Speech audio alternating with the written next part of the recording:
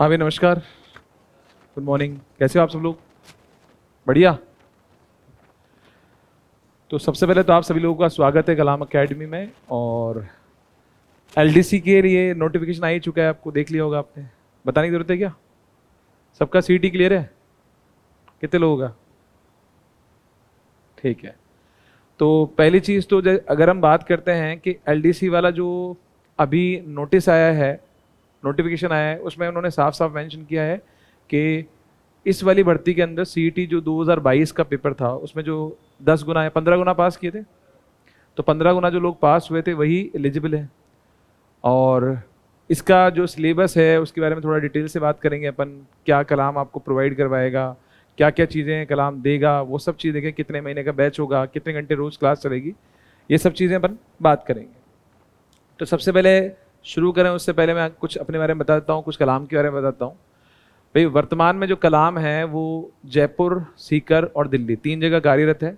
और लगभग लगभग अगर हम बात करते हैं तो 20,000 से ज़्यादा स्टूडेंट जो है वो ऑफलाइन पढ़ते हैं कलाम में, जिसमें से लगभग 14,000 स्टूडेंट तो जयपुर में पढ़ते हैं। और ऑल ओवर अगर हम बात करते हैं, सीकर में लगभग 5-6 हज़ार के आसपास में, 1,800 के आसपास दिल्ली में पढ़ते हैं। तो दिल्ली में आईएएस का चलता है वहाँ पे, ऐसा नहीं कि वहाँ टीचर्स का या एलडीसी का होगा, दिल्ली में यूपीएससी और आईएएस के लिए चलता है।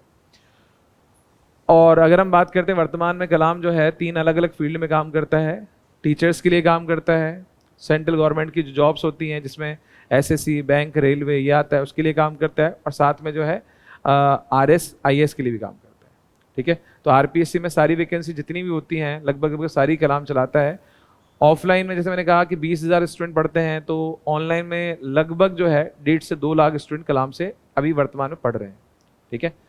और कलाम की जो यूएसपी बोलते हैं कि मेन चीज़ ऐसा क्या है कलाम में कि भाई कलाम इतने सारे स्टूडेंट को पढ़ा रहा है ऑफलाइन, क्यों पढ़ा रहा है, कारण क्या है, इतने सारे बच्चे पसंद क्यों करते हैं? तो उसके 2 कारण हैं।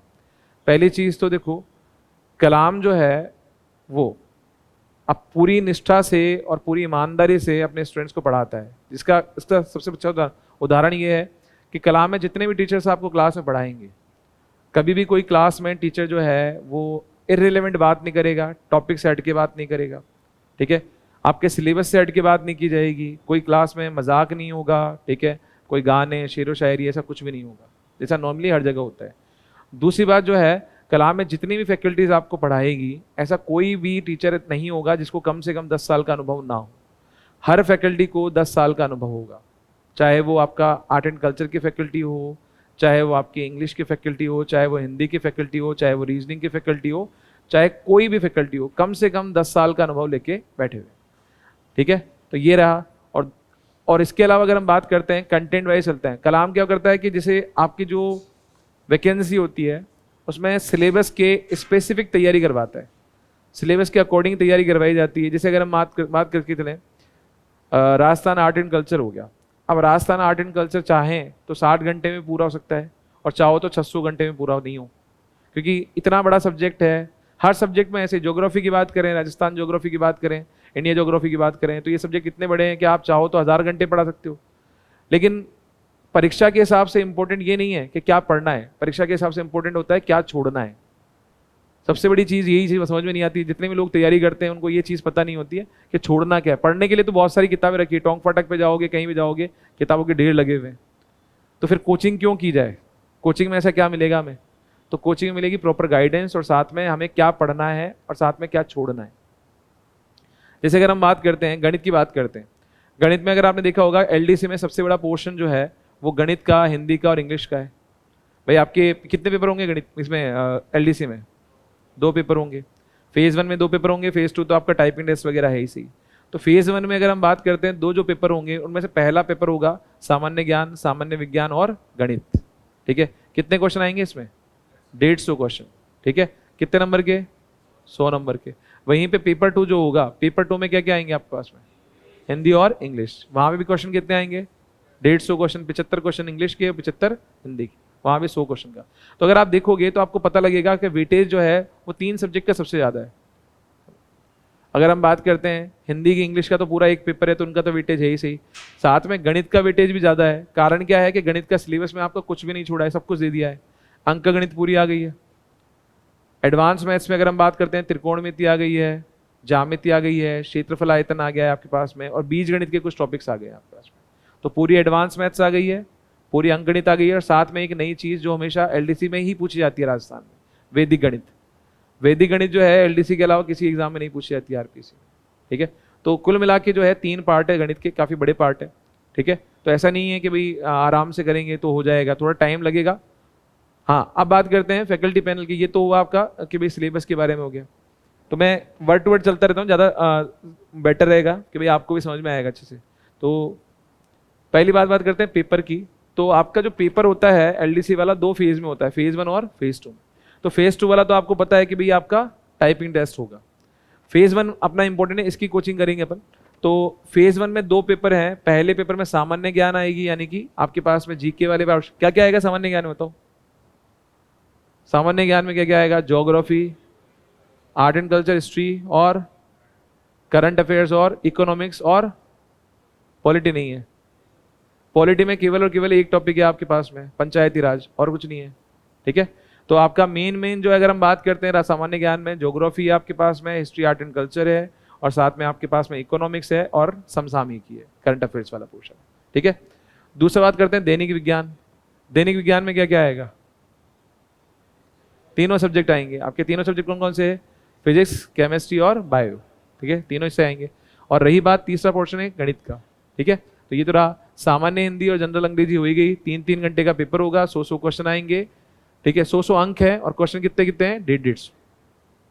ये तो हुआ इनका पेपर का टाइप कि भाई फेज 1 में 2 पेपर होंगे, पेपर 1 और पेपर 2 करके। अब बात करते हैं इनके सिलेबस की, डिटेल सिलेबस की। जैसे अगर हम बात करते हैं पेपर 1 जो है, जिसमें सामान्य ज्ञान, दैनिक विज्ञान और गणित आएगी। तो सामान्य ज्ञान का देखो पूरा सिलेबस यहाँ पे अपन ने मेंशन किया ताकि आपको आइडिया रहे। पहला है समसामयिक मामले, जिसमें राष्ट्रीय और प्रादेशिक स्तर की प्रमुख घटनाएं, वो करंट अफेयर्स वाला पोर्शन आ गया पूरा। फिर उसके बाद बात करते हैं भूगोल और प्राकृतिक संसाधन, ये आ गया आपके पास में, ज्योग्राफी वाला पोर्शन आ गया, ठीक है। नेक्स्ट अगर हम बात करते हैं राजस्थान में कृषि व आर्थिक विकास, यानी कि ये आपका इकोनॉमिक्स वाला हिस्सा आ गया, ठीक है। नेक्स्ट राजस्थान का इतिहास और संस्कृति, जिसको अपन हिस्ट्री और आर्ट एंड कल्चर बोल रहे हैं, बड़ा पोर्शन है थोड़ा सा। मध्यकालीन इतिहास आ गया, स्वतंत्रता आंदोलन आ गए, राजनीतिक पुनर्गठन आ गए, लोक भाषाएं आ गई आपके पास में, बोलियां, साहित्य। अब इसमें देखो यहाँ पे मेले, त्योहार, वेशभूषा, आभूषण, ये आ गया। क्या टॉपिक नहीं आया है बताओ इसके अंदर? अब अगर मैं कहूँ कि बताओ क्या नहीं पढ़ना है? सभ्यताएं नहीं है, और स्थापत्य कला नहीं है। स्थापत्य कला का मतलब क्या हुआ? दुर्ग वगैरह नहीं आएंगे, ठीक है। तो हम क्या करते हैं, जब आर्ट एंड कल्चर पढ़ने बैठते हैं ना, तो हम सब कुछ ही पढ़ना स्टार्ट करते हैं। आर्ट एंड कल्चर किसी कहीं किताब उठा लिया, उसमें दुर्ग है वो पढ़ ली है, फलाना है वो पढ़ लिया। तो हमें 2 चीजें ध्यान रखनी होती है। 2 चीजें क्या क्या ध्यान रखनी है जिसे पढ़ना है अपन को? पहली चीज तो ये ध्यान रखनी है कि जिस भी एग्जाम की हम तैयारी कर रहे हैं, ठीक है, उसके प्रीवियस ईयर क्वेश्चन पेपर, पिछले वर्षों में पूछे गए सवाल, ठीक है, वो आपके पास होने चाहिए, पहली चीज तो वो। और दूसरा आपके पास होना चाहिए सिलेबस। प्रीवियस ईयर क्वेश्चन और सिलेबस को मिला के देखोगे तो आपको पता लग जाएगा कि जो सिलेबस में वर्ड टू वर्ड मेंशन है ना, उसकी बार कभी नहीं पूछता वो।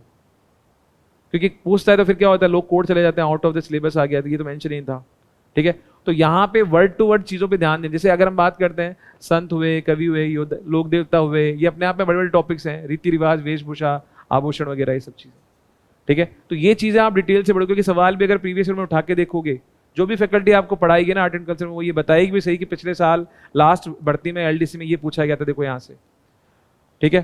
तो इस तरह से आपको पढ़ने का तरीका होना चाहिए। राजस्थान का औद्योगिक विकास, ये भी इसमें आ जाएगा आपके पास में। नेक्स्ट बात करते हैं दूसरा हिस्सा इसका, सामान्य विज्ञान या दैनिक विज्ञान। अब दैनिक विज्ञान में हम क्या क्या कर रहे हैं? फिजिक्स, केमिस्ट्री और बायोलॉजी, तीनों हिस्से आएंगे। जैसे यहाँ से फिजिकल और केमिकल चेंजेस, यानी कि भौतिक और रासायनिक परिवर्तन, ये किसका पार्ट आ गया? फिजिक्स का। यहाँ धातु, अधातु और इसके प्रमुख यौगिक, ये भी इसका हिस्सा आ गया आपके पास में, ये केमिस्ट्री का आ गया आपके पास में। फिर अगर हम बात करते हैं कार्बन और कार्बन के महत्वपूर्ण यौगिक, ये किसका आ गया आपके पास में? केमिस्ट्री का। प्रकाश का परिवर्तन और उसके नियम, फिजिक्स का आ गया आपके पास में। नेक्स्ट अगर हम बात करते हैं इलेक्ट्रिसिटी, किस में आती है? फिजिक्स में आती है। अंतरिक्ष, ये किस में आएगी? साइंस एंड टेक में पोर्शन आ गया, तो ये उसी का पार्ट है। ये जो भी आपको फैकल्टी साइंस की पढ़ाएगी वो आपको बताएगी। ये किस में आएगा? बायोलॉजी में। आनुवांशिक से संबंधित सामान्य शब्दावली, general terminology related to genetics वगैरह, मेंडल के जो नियम्स हैं वो सब आ गए। आगे बात करते हैं पर्यावरण, ये जो बायो वाला पार्ट है ना, बायोस्फीयर वाला जो आपका पार्ट है, एटमॉस्फेयर वाला पार्ट है, वो सारा एनवायरनमेंट वाला पार्ट आ गया। जंतुओं का आर्थिक महत्व आ गया, ये किस में आएगा? बायोलॉजी में आएगा। रक्त समूह किस में आएगा, ठीक है, ये बायोलॉजी वाला पार्ट। तो कुल मिला के तीनों कवर किए उसने, बायोलॉजी भी की है, फिजिक्स भी की और केमिस्ट्री भी की, ठीक है। अच्छा, यहाँ पे जो है अभी फैकल्टीज के बारे में बात करेंगे, पहले मैं सिलेबस की बात कर रहा हूँ। अब ये दो हिस्से तो अपने देख लिए, सामान्य ज्ञान वाला हो गया। सामान्य ज्ञान में आपने देखा था, बताओ क्या यहीं पे कहीं पे पॉलिटी का नाम आया क्या, नहीं आया। अब लोग जबरदस्ती पॉलिटी पढ़ा रहे हैं, आएगा नहीं पॉलिटी में से। अगर प्रीवियस ईयर उठा के भी देखोगे ना तो सिर्फ एक सवाल पूछा गया है आज तक पॉलिटी के ऊपर से। अगर हर पेपर में उठा के देखोगे तो एक आध सवाल पूछा गया है, वो भी फिक्स है, पंचायती राज से पूछा गया है। तो आपको वहां पढ़ के टाइम वेस्ट नहीं करना है, क्योंकि जितना टाइम आप पॉलिटी पढ़ के लगाओगे, वेस्ट करोगे, उतना टाइम दूसरे टॉपिक्स में दो। तो ये टाइम मैनेजमेंट आपको आना चाहिए, ठीक है। फिर अगर हम बात करते हैं गणित की, तो गणित में अगर हम बात करें तो गणित में आएगा वैदिक विधि से पूर्ण संख्याओं का वर्ग, घनफल, वर्गमूल और घनमूल। यानी कि आपको वर्ग निकालना सीखना है। घनफल का मतलब वही होता है घन निकालना सीखता है, भाई कहा 3 होती है ना, उसको कैसे निकालते हैं, वर्गमूल कैसे निकालते हैं, घनमूल कैसे निकालते हैं। तो यहाँ पे वैदिक गणित की कुछ विधियां हैं, पढ़ा है पहले वैदिक गणित। एकाधिकेन पूर्वेण नियम होता है, न्यूनेन नियम होता है, आधार उपाधार विधि होती है, सूत्र निखिलम होता है, ऐसे बहुत सारी विधियां होती है जो वैदिक गणित में आपको वर्ग करना सिखाती है, घन करना सिखाते हैं। वो सब चीजें यहीं से आती है आपके पास, तो वो डिटेल में आपको पढ़ाएंगे अपन, ठीक है। उसके बाद बात करते हैं गुणनखंड व बहुपद के गुणनखंड समीकरण, दो चर वाले रैखिक समीकरण, द्विघात समीकरण और लघुगणक। ये किसका हिस्सा आ गया आपके पास में, बीज गणित का। बीज गणित में पूरा नहीं है, उसने साफ साफ मेंशन कर रखा है, गुणनखंड निकालना आना चाहिए आपको, बहुपद के गुणनखंड कैसे निकालते हैं वो आना चाहिए, समीकरण कैसे लिखी जाती है, द्विघात समीकरण कैसे लिखी जाएगी, रैखिक समीकरण कैसे लिखी जाएगी, दो चर वाले रैखिक समीकरण, ठीक है, इसको अपन लीनियर इक्वेशन बोलते हैं। द्विघात समीकरण, जिसमें अगर आप बात करते हैं द्विघात समीकरण में बहुत सारी चीजें पढ़ते हैं अपन कि द्विघात समीकरण में मूल कैसे निकाले जाते हैं, मूलों की प्रवृत्ति क्या होती है, साथ में मूल निकालने के लिए आपके पास में नियम होता है एक, कौन सा होता है बताओ, plus minus B into root, हाँ, minus B plus minus root B square minus 4ac/2a करके श्रीधराचार्य सूत्र होता है, वो पढ़ाया जाता है। तो वो भी द्विघात समीकरण मूल निकालने काम आता है। मूलों से समीकरण कैसे बनाई जाती है, वो सब चीजें, तो यहाँ पूरा डिटेल में पढ़ना पड़ेगा आपको, क्योंकि यहाँ से कुछ छोड़ा नहीं उसने, सब कुछ पूछ लिया है। उसके बाद बात करते हैं अंकगणित के, तो अंकगणित में प्रतिशत आ गया, लाभ हानि आ गया, लाभ हानि के बाद क्या आ गया, सरल ब्याज, चक्रवृद्धि ब्याज आ गया, ये तो आ ही गया। उसके बाद बात करते हैं अनुपात समानुपात आ गया। अब अनुपात समानुपात से जुड़े हुए दो टॉपिक और आ गए, साझा आ गया, और ये बट्टा तो किससे आएगा आपका, लाभ हानि से। तो कुल मिला के अगर हम बात करते हैं अंकगणित में क्या क्या नहीं है, अंकगणित में बहुत सारे टॉपिक नहीं है। समय दूरी चाल नहीं पढ़ना, समय कार्य नहीं पढ़ना, ठीक है। उसके बाद में अगर हम बात करते हैं औसत नहीं पढ़ना, तो जो टॉपिक मेंशन नहीं है पढ़ना भी नहीं है। आप प्रीवियस ईयर क्वेश्चन उठा के देखोगे तो आपको पता लगेगा वहां से पूछे भी नहीं उसने, ठीक है, क्योंकि अंकगणित अपने आप में बहुत बड़ी है। लेकिन अगर हम यहाँ देखें तो बहुत सारे टॉपिक दे ही नहीं रखे आपके पास में, जैसे संख्या पद्धति नहीं दे रखी, सरलीकरण नहीं दे रखा, लय समास नहीं दे रखा, ठीक है। आगे बात करते हैं और क्या क्या दे रखा है। यहां से ये क्या आ गई आपके पास में, ज्यामिति आ गई, ज्यामिति भी पूरी नहीं दे रखी उसने। देखो ध्यान समझो, एक बिंदु पर बनने वाले कोण व रेखाएं, सरल रेखीय आकृतियां, त्रिभुजों की सर्वांग समता, समरूपता, यहां तक आ गया। इसका मतलब वृत्त के बारे में कोई बात नहीं की उसने, चतुर्भुज के बारे में कोई बात नहीं की उसने।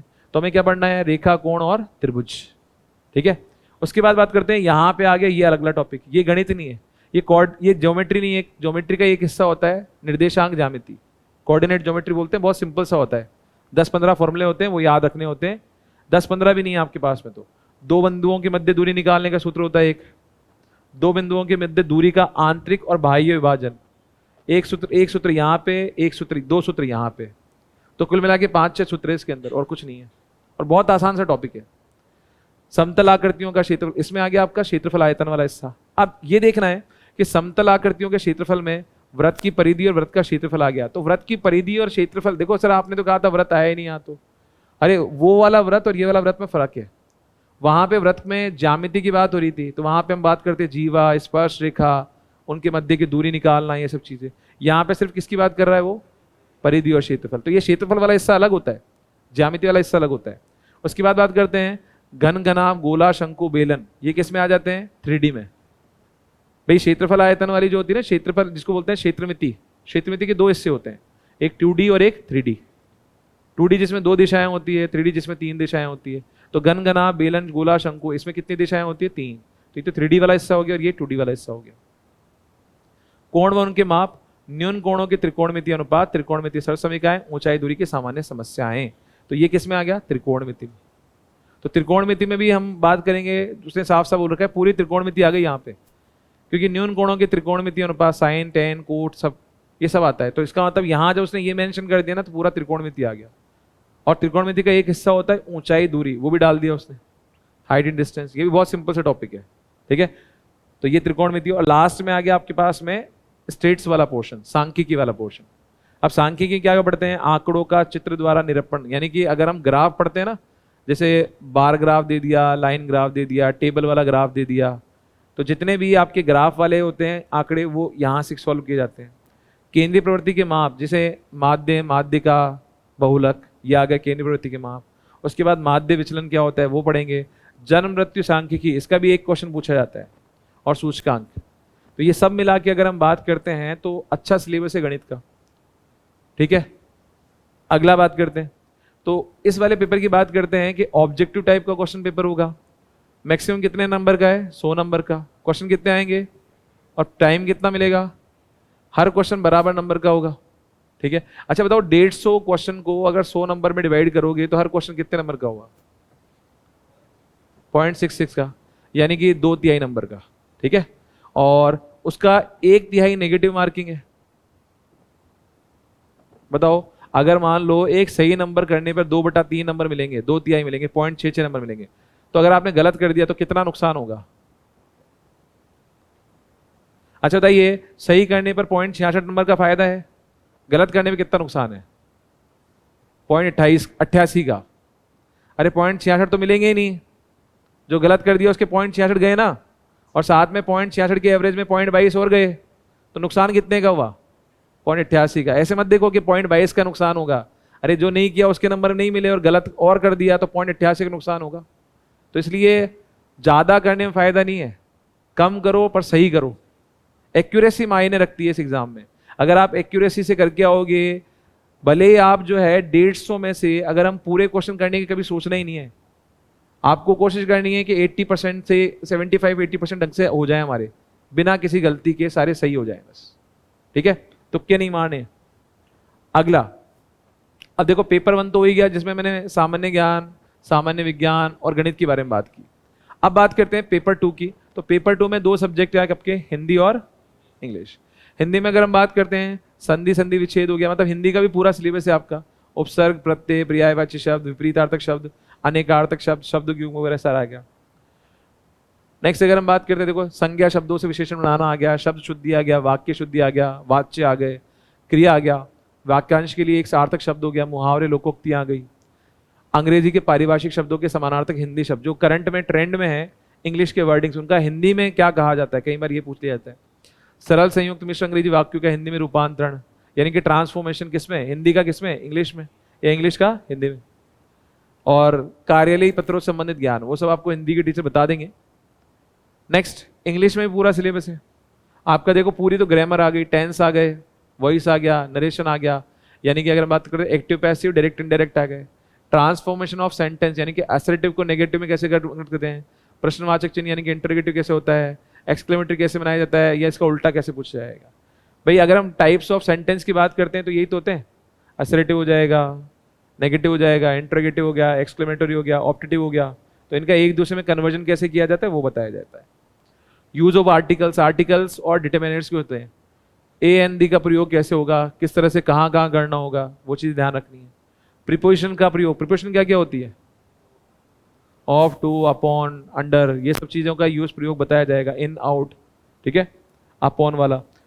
Translation of simple sentences from Hindi to English, जैसे देखो हिंदी में क्या कहा था कि इंग्लिश टू हिंदी में ट्रांसलेट करो, और यहाँ इंग्लिश में क्या बोल रहा है, हिंदी को किस में ट्रांसलेट करो, इंग्लिश में। तो दोनों टाइप आ गए। फिर आगे बात करते हैं ये करेक्शन ऑफ सेंटेंस, ये सबसे बड़ी समस्या है कि किसी वाक्य में करेक्शन करना। अब हम हिंदी मीडियम से स्टूडेंट होते हैं ना, तो हमारे साथ दिक्कत क्या होती है कि हम जब वाक्यों को शुद्ध करने लगते हैं तो हमें लगता है कि वाक्य में पक्का कोई ना कोई गलती तो होगी। भाई कई बार क्या होता है, नो एरर भी तो आता है कि भाई नहीं वाक्य शुद्ध है, हम तो वो मानते नहीं। अगर उसने कहा है वाक्य में शुद्धि निकालनी, मतलब निकाल के मानेंगे हम। तो वो चीज़ कब समझ में आएगी, जब इंग्लिश बार बार पढ़ोगे, सब चीज़ों का ध्यान रखोगे, तो आपको पता लगेगा कि अगर वाक्य शुद्ध है तो शुद्धि निकालने की जरूरत भी नहीं है, एक आध क्वेश्चन ऐसा दिखने को मिलता है। तो वर्ब हुआ, एग्रीमेंट हुआ, डिग्री ऑफ एडजेक्टिव हुआ, ये सब कुछ आ जाएगा। तो पूरा ग्रामर देखो हो गया, active passive, direct indirect, voice आपके पास में, और टेंसेस सब कुछ आ गया, वॉइस वगैरह। यहाँ पे आर्टिकल भी आ गया था, सिनोनिम एंटोनिम आ गया, यानी कि विलोम और पर्यायवाची आ गया आपके पास में, वन वर्ड, एक अनेक के लिए एक शब्द आ गया आपके पास में। Forming new words by using prefix and suffix. Prefix और सफिक्स का मतलब होता है कि जो क्या बोलते हैं हिंदी में, उपसर्ग प्रत्यय, कि आगे लगा के क्या बनाया जाए, पीछे लगा के क्या बनाया जाए। इस तरह से एक ही प्रीफिक्स से बहुत सारे शब्द बनते हैं, ठीक है। कन्फ्यूजेबल वर्ड्स क्या होते हैं, जिनमें दो कन्फ्यूजेबल वर्ड का मतलब क्या होता है, दो वर्ड्स जिनकी स्पेलिंग सेम हो, पर हम क्या डाउट हो जाते हैं कई बार। जैसे अगर हम बात करते हैं, कोई भी एक वर्ड ले लो जिसकी स्पेलिंग में ई और ए का ही फर्क होता है, लेकिन मतलब चेंज हो जाता है, ठीक है। तो जैसे मान लीजिए टू, बताओ टू और टॉय, ये दोनों सेम वर्ड होते हैं कि अलग अलग होते हैं? अब दिखने में क्या होता है कि गलती से लिख दिया होगा ई, लेकिन इसका अलग मतलब निकलेगा, इसका अलग मतलब निकलेगा। जैसे अगर हम बात करते हैं, सेम होते हैं कि अलग अलग होते हैं?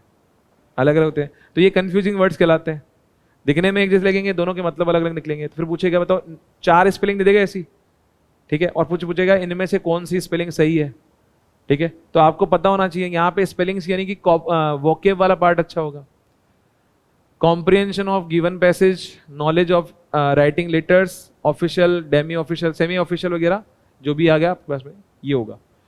तो ये रहा आपका सेकंड वाला पेपर हुआ। इसके भी वही है, ऑब्जेक्टिव टाइप का क्वेश्चन पेपर होगा, मैक्सिमम मार्क्स होंगे 100, नंबर ऑफ क्वेश्चन होंगे 150, 75 क्वेश्चन जनरल हिंदी के आएंगे, 75 क्वेश्चन किसके आएंगे, जनरल इंग्लिश के। यहाँ मेंशन किया है उसने सेकंड पेपर में, लेकिन फर्स्ट पेपर में कोई मेंशन नहीं है, ठीक है। वहां पे आपको 150 क्वेश्चन है, वो कितने भी 10-5 क्वेश्चन ऊपर नीचे दे सकता है, पर ये मान के चलें जनरल 50-50 क्वेश्चन हर पार्ट से आते हैं। All question carry equal marks, 1/3 की नेगेटिव मार्किंग है। तो ये तो रहा आपका पूरा सिलेबस, ठीक है। तो अब हमें सिलेबस के बारे में नॉलेज हो ही गई है, कौन कौन से टॉपिक आएंगे, सब्जेक्ट क्या क्या रहेगा, ये सब चीजें हो गई है अपनी।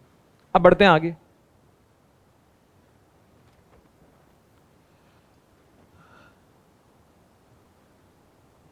एग्जाम की डेट क्या है? तो एग्जाम की डेट है आपके पास में 11 अगस्त।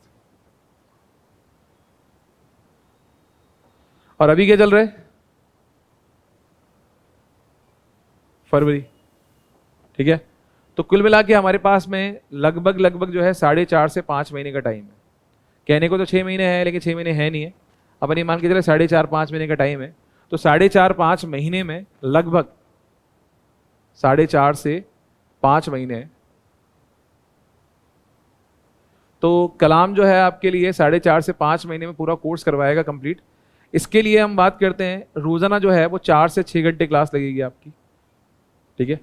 4 से 6 घंटे क्लास लगेगी। शुरुआत में 4 घंटे, फिर 5-7 दिन बाद में 5 हो जाएगी, फिर 6 हो जाएगी, जरूरत पड़ी तो 7 घंटे भी लगेगी, ठीक है। तो कम से कम ये तो चलेगा ही चलेगा आपके पास में, कम ये 4 भी नहीं, कम से कम 5 घंटे चलेगी आपकी। तो 5 से 6 घंटे तो डेली क्लास चलेगी। बैच का टाइमिंग जो होगा वो 11 बजे से स्टार्ट होगा, सुबह 11 बजे से, ठीक है, 11 AM से। और वही आप देख लो भाई कि भाई शाम को 5 बजे तक, 6 बजे तक जो भी होगा, 5 PM to 6 PM। अब बात आती है कि भाई अगर हम बात करते हैं कि फैकल्टीज कौन कौन पढ़ाएंगी, तो उसके बारे में बात करता हूँ। फैकल्टीज कभी कलाम डिस्क्लोज नहीं करता है, फैकल्टीज टीम कलाम पढ़ाएगी। अब टीम कलाम में अगर हम बात करते हैं कि हर सब्जेक्ट के 4-4, 5-5 टीचर है, जो भी फ्री होता है वो आपको क्लास में आएगा। जैसे अगर हम बात करते हैं आर्ट एंड कल्चर के लिए बात करें, तो आर्ट एंड कल्चर में कलाम के पास में 3 से 4 फैकल्टीज हैं। उन 3 से 4 में जो भी अवेलेबल हुआ, फॉर एग्जाम्पल दीपक सर हैं, चारण सर हैं, खांडल सर हैं, और भी सर हैं, तो 3-4 टीचर इनमें जो अवेलेबल हुआ। ज्योग्राफी की बात करते हैं तो ज्योग्राफी में 3-4 लोग हैं, राजेश सर हैं हमारे पास में, राजेश सर के अलावा रामलाल सर हैं, रामलाल सर के अलावा अगर हम बात करते हैं विकास सर हैं। तो 3-4 फैकल्टीज में से जो भी होगा वो पढ़ाएगा। अगर बात करते हैं मैथ्स की, तो मैथ्स में भी 3-4 फैकल्टीज हैं, जैसे कृष्णा सर हैं, मैं पढ़ाऊंगा आपको, और साथ में VN सर हैं। उन तीनों चारों में से जो अवेलेबल होगा वो। अच्छा, यहाँ मैं एक चीज़ ऐड करता हूँ, मैथ्स आपको 2 फैकल्टीज मिलकर पढ़ाएगी। कारण क्या है कि सिलेबस बड़ा है और हम 4.5-5 महीने में पूरा करना चाहते हैं, तो एक फैकल्टी अगर पढ़ाएगी तो कम से कम 6-7 महीने जाएगा। तो इसलिए मैथ्स की रोजाना कितनी क्लास लगेगी आपकी? 2 क्लास लगेगी, ठीक है। साथ में जो है एक क्लास डेली इंग्लिश की चलेगी, एक क्लास डेली आपकी हिंदी की चलेगी, और एक क्लास आपकी और किस सब्जेक्ट की। अब और सब्जेक्ट में चाहे आप ज्योग्राफी मान लो, चाहे आर्ट एंड कल्चर मान लो, इनकी पहले चलती रहेगी। तो ये 5 क्लास का शेड्यूल रहेगा। मैं लिख भी देता हूँ यहाँ पे। देखो, एक क्लास तो आपकी चलेगी आपके पास में इंग्लिश की, एक क्लास आपकी हिंदी की चलेगी, एक क्लास आपकी जो चलेगी जीके की चलेगी, ठीक है, 2 क्लास आपकी चलेगी मैथ्स की, और जैसे मैंने कहा कि 6 घंटे भी लगा सकते हैं अपन क्लास, तो एक क्लास आपकी चलेगी साइंस की, ठीक है। तो यानी कि डे 1 से जो है ना आपका सिलेबस के अकॉर्डिंग चलेंगे पूरा प्रॉपर अपन। तो ऐसा नहीं होगा कि कोई पार्ट छूट जाएगा। 6 तो सब्जेक्ट है आपके, है ना भाई। Hindi Hindi English GK maths और साइंस की कुल मिला के 5 सब्जेक्ट हो गए। अपन 6 घंटे चलाएंगे, क्योंकि मैथ्स में सबसे ज़्यादा टाइम कंज्यूम होगा। हिंदी और इंग्लिश में शुरू से लगती रहेगी, तो आखिरी तक 4 साढ़े 4 महीने में आराम से हो जाएगा आपके पास। वही बात करते हैं साइंस में। साइंस में क्या है, 3 अलग अलग पोर्शंस है, तो जरूरत पड़ी भी तो बीच में साइंस की 2 कर देंगे अपन। मैंने क्या कहा, कम से कम 5-6 घंटे क्लास चलेगी आप, तब जाके टाइम से सिलेबस पूरा होगा, ठीक है। साइंस में हमारे यहाँ पे, मैं अगेन बोलूँगा, साइंस में भी यहाँ पे 4-5 फैकल्टीज है कलाम में। मैं नाम बताता हूँ। राजेश सर पढ़ाते हैं, सुनील सर पढ़ाते हैं, संदीप बंसल सर पढ़ाते हैं, इनके अलावा हमारे अरुण अरोड़ा सर पढ़ाते हैं। तो ये 4-5 फैकल्टीज हैं, इनमें से जो भी अवेलेबल होगा। साइंस में बोल रहा हूँ कम से कम 2 या 3 फैकल्टी मिलकर पढ़ाएगी आपको, क्योंकि अगेन एक ही फैकल्टी जो है फिजिक्स केमिस्ट्री बायोलॉजी तीनों नहीं पढ़ा सकती। तो कम से कम 2 फैकल्टी तो मान के चलो कि बायोलॉजी अलग पढ़ाएंगे और फिजिक्स केमिस्ट्री अलग टीचर पढ़ाएंगे। ये भी हो सकता है कि फिजिक्स अलग पढ़ा रहे हो, केमिस्ट्री अलग फैकल्टी पढ़ा रही हो आपको, और बायोलॉजी अलग फैकल्टी पढ़ा रही हो, ठीक है। ये रहा आपके पास में। हाँ जी,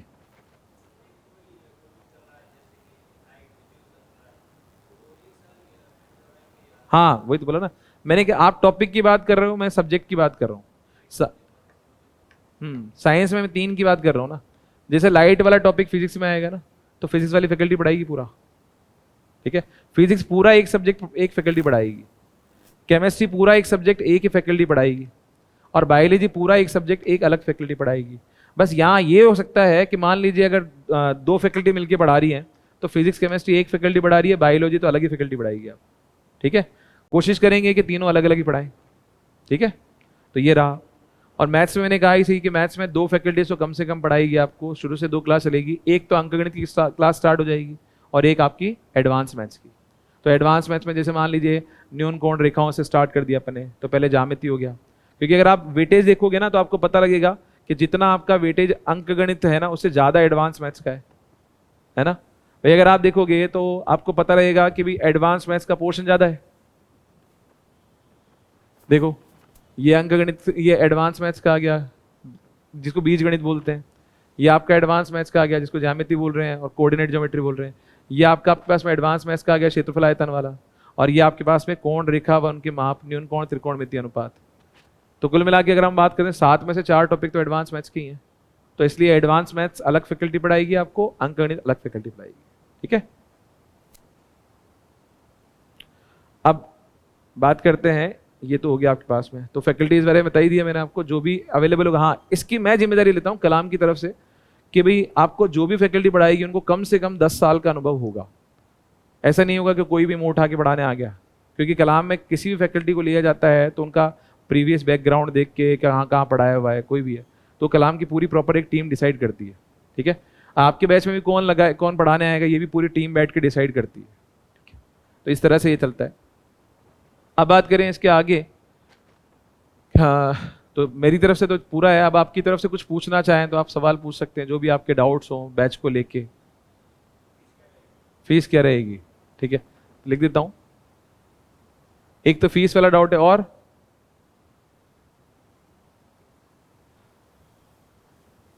फीस ऑफलाइन की 18,000 रुपये रहेगी, ठीक है। टाइम भी लिख देता हूं। टाइम जो है सुबह 11 से रहेगा, और डेट भी लिख देता हूं बैच की। चूंकि आज शुक्रवार है तो आज से तो होगा नहीं बैच स्टार्ट। आपका बुधवार कब का है, क्या डेट है बताओ बुधवार को? 21 फरवरी से स्टार्ट होगा। आई थिंक 21 ही है। आज क्या है, शुक्रवार हो गया ना आपके पास में, और आज है 16, ठीक है। तो 21 से स्टार्ट होगा आपका। नेक्स्ट, लगभग ड्यूरेशन जो रहेगी कोर्स की बिफोर एग्जाम पूरा करवा देंगे अपन, और लगभग 4.5 से 5 महीने का रहेगा। अगर हम बुक्स की बात करें, किताबें क्या क्या मिलेगी, तो जो प्रैक्टिस वाले सब्जेक्ट हैं वहाँ पे आपको किताब मिलेगी। प्रैक्टिस वाले सब्जेक्ट का मतलब क्या हुआ कि गणित प्रैक्टिस वाला सब्जेक्ट है तो गणित में आपको प्रॉपर किताब मिलेगी, ठीक है। उसके बाद बात करते हैं, इंग्लिश प्रैक्टिस वाला सब्जेक्ट है, इंग्लिश में आपको किताब मिलेगी, नोट्स मिलेंगे, ठीक है। और हिंदी प्रैक्टिस वाला सब्जेक्ट है, वहाँ किताब नोट्स मिल जाएगा। और बाकी अगर हम बात करते हैं जीके वाले पोर्शन है, तो वहाँ पे नोट्स लिखवाए जाएंगे आपको। जैसे साइंस की फैकल्टी पढ़वा रही है तो बाकायदा आपको नोट्स लिखवाएंगी, वो नोट्स याद करने हैं आपको, ठीक है। और रही बात, अगर हम बात करते हैं इसके अलावा भी जो है ना एक्स्ट्रा कॉम्प्लीमेंट्री और भी बहुत कुछ चीज़ें मिल जाएगी, वो भी मैं डिस्क्लोज नहीं कर रहा हूँ। जैसे मान लीजिए साइंस की किताब अगर मेरे पास अवेलेबल होती है तो मैं एग्जाम से पहले पहले आपको दिलवा दूंगा। बाकी तो आपको नोट्स ही पढ़ने हैं, क्योंकि किताबों के चक्कर में पढ़ोगे बहुत ज़्यादा परेशान रहोगे।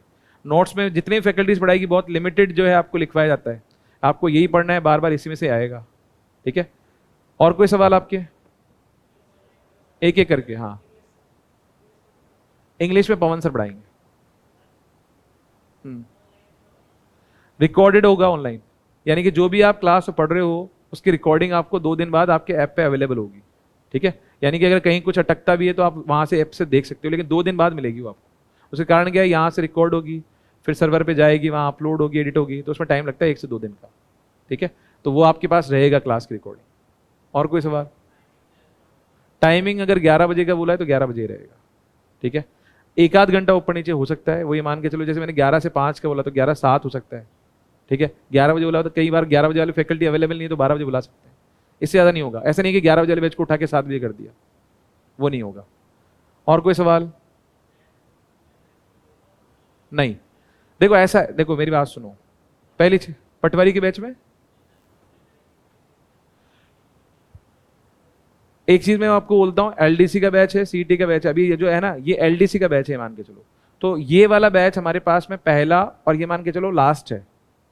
मैं फिर बोल रहा हूँ, अभी कलाम जो है एलडीसी का, कलाम के कोई भी नहीं चला रहा है, तो एलडीसी के लिए कलाम का ये इस सीजन का पहला बैच है। तो आपका बैच किसी और बैच में मर्ज हो ये तो मान के मत चलो, आप एलडीसी मतलब एलडीसी को अलग ही पढ़ाएंगे आप, ठीक है। पटवार के हमारे पास ऑलरेडी 300-500 बच्चे हैं, उनमें मर्ज नहीं करेंगे, वो तो काफी आगे निकल गया बैच आपसे आपका। तो आपका अगर मान लो 21 तारीख से स्टार्ट हो रहा है तो प्रॉपर एग्जाम के हिसाब से लेके चलेंगे ना। पटवार की तो कोई डेट वेट है ही नहीं है, तो हमारे पास तो टारगेट है कि भाई हमें 4.5 से 5 महीने में आपका सिलेबस करवाना है, तो आपको उनके साथ मर्ज नहीं करेंगे। एलडीसी मतलब एलडीसी रहेगा, ठीक है। और कोई सवाल? देखो अभी सिलेबस अगर हम बात करते हैं तो अभी हम जो बैच चला रहे हैं वो एलडीसी के सिलेबस के अकॉर्डिंग चला रहे हैं, ठीक है। तो जो एलडीसी का सिलेबस मैंने दिखाया था ना, वो सारा पढ़ाया जाएगा आपका। तो अगर आप सीटी की तैयारी कर रहे हो और उस सिलेबस की तैयारी करना चाहते हो तो मोस्ट वेलकम है। हाँ, इसीलिए तो बोल रहा हूँ ना भाई, सीईटी की तैयारी कर रहे हो और आपका सिलेबस मैच कर रहा है तो आप मोस्ट वेलकम है, उसके अलावा नहीं पढ़ाएंगे हम, ठीक है। और कोई सवाल? बस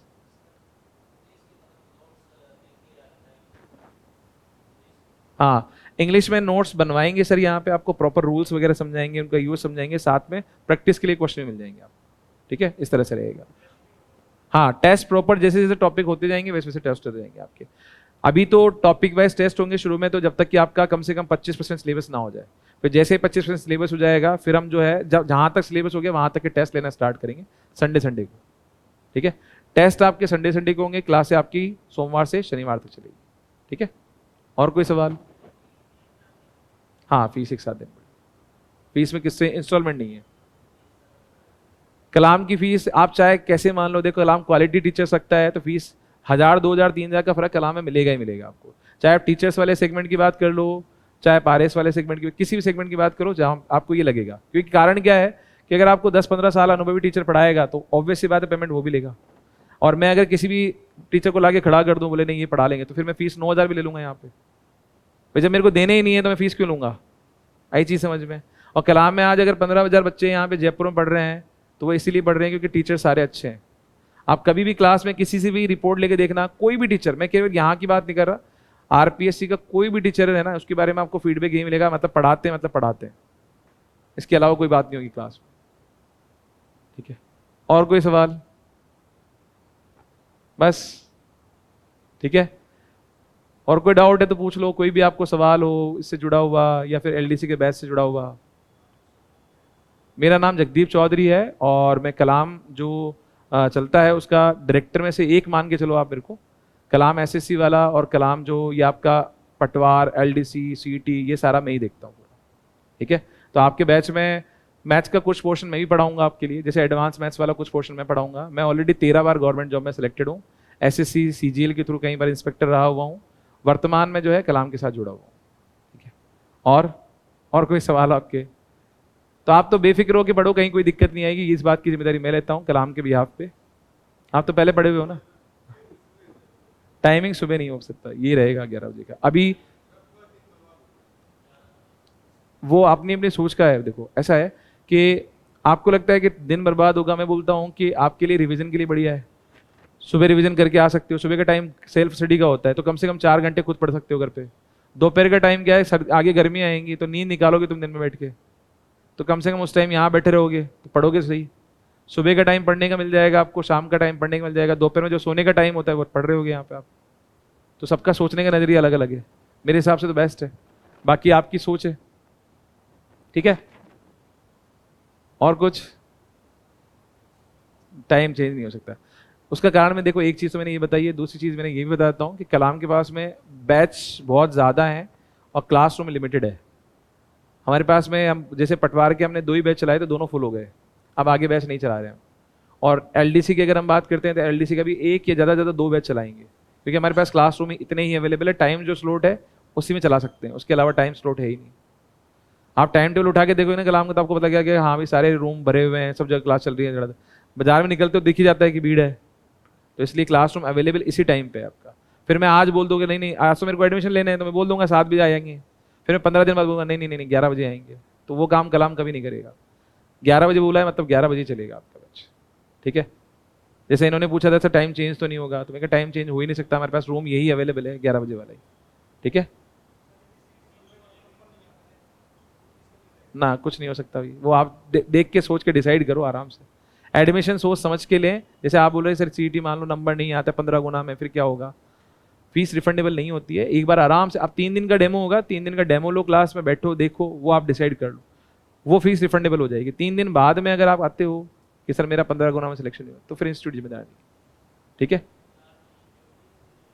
कलाम की इस टाइम पे जयपुर में इस आधे किलोमीटर के एरिया में 13 बिल्डिंग है, उन 13 में से कहीं भी हो सकती है। ठीक है। आधे किलोमीटर के एरिया का मतलब है त्रिवेणी से लेके और रिद्धि सिद्धि के बीच में। ठीक है। त्रिवेणी से लेके रिद्धि सिद्धि के बीच में 13 बिल्डिंग है, इनमें से किसी भी बिल्डिंग में हो सकती है। 53 क्लासरूम है, उनमें से कोई सा भी एक क्लासरूम आपका होगा। ठीक है। और कोई सवाल? देखो कलाम कभी भी आपसे झूठ नहीं बोलेगा, तो मैं उसी की भी आप बात कर रहा हूँ, जो है वो साफ साफ बोलेंगे हम लोग। मैं आज ही बोल दूंगा मतलब नहीं इसी बिल्डिंग में क्लास लगेगी, क्योंकि होता है कई जगह, मैंने भी खुद देखा है कि इंस्टीट्यूट शुरुआत में एडमिशन लेना होता है कि बहुत सारे वादे करते हैं, हम ऐसा करेंगे, हम आपको माउंट एवरेस्ट को घुमाने लेके चलेंगे। ठीक है। पर ऐसा होगा नहीं ना, तो इसलिए हम वही बोलेंगे जो होगा। ठीक है। फैकल्टी वाइज मैंने बोल ही दिया है कि 3-3 4-4 फैकल्टी के सेट है, उनमें से जो अवेलेबल होगा वो पढ़ाएंगे आपको। मैथ्स में 2 घंटे के लिए बोला मैंने कि 2 फैकल्टी पढ़ाएगी, 2 घंटे पढ़ाएगी। ठीक है। साइंस मैंने कहा कि 2-3 फैकल्टी पढ़ाएगी, तो वो ठीक है। हिस्ट्री आर्ट एंड कल्चर अलग अलग फैकल्टी से पढ़वाएंगे आपको, जैसे राजस्थान की हिस्ट्री और राजस्थान का आर्ट एंड कल्चर, ये दोनों अलग अलग फैकल्टी पढ़ाएगी आपको। ज्योग्राफी आपको एक फैकल्टी पढ़ाएगी, हिंदी और इंग्लिश तो है ही सही आपका। और कोई सवाल? संडे की छुट्टी रहेगी? हमेशा नहीं। ठीक है। शुरुआत में जब तक आपका 25% सिलेबस नहीं हो जाता तब तक संडे की छुट्टी रहेगी, फिर उसके बाद जैसे सिलेबस हो गया फिर टेस्ट स्टार्ट हो जाएंगे संडे के, तो हर संडे को टेस्ट रहेगा उस टाइम। ज्योग्राफी मैंने कहा ना 3-4 टीचर है हमारे पास, विकास सर हैं, रामलाल सर हैं, राजेश सर हैं, इन तीनों में से कोई एक पढ़ाएगा। क्योंकि पूरी अगर मैं कहूँ कि सर एक रामलाल सर ही पढ़ाएंगे आपको या राजेश सर ही पढ़ाएंगे, तो कहना गलत होगा, क्योंकि अभी टीम डिसाइड होगी, पूरा एक पैनल डिसाइड होता है कि फलाने बैच में कौन कौन पैनल जाएगा, कौन कौन क्या क्या सब्जेक्ट पढ़ाएगा, वो डिसाइड होता है। और वो मैं अकेला डिसाइड नहीं करता, 5 लोग होते हैं जो बैठ के डिसाइड करते हैं। ठीक है। तो उसके बारे में कहना थोड़ी जल्दीबाजी होगी। बाकी तीनों ऐसे हैं कि अगेन बोलूँगा 10-15 साल का अनुभव है, ग्रेड में पढ़ा रहे हैं अभी तीनों। ठीक है। फर्स्ट ग्रेड आ रहे हैं, सब में पढ़ाते हैं वो लोग, तो अनुभवी फैकल्टी है। ठीक है। बहुत बहुत धन्यवाद, मिलते हैं फिर 21 तारीख को।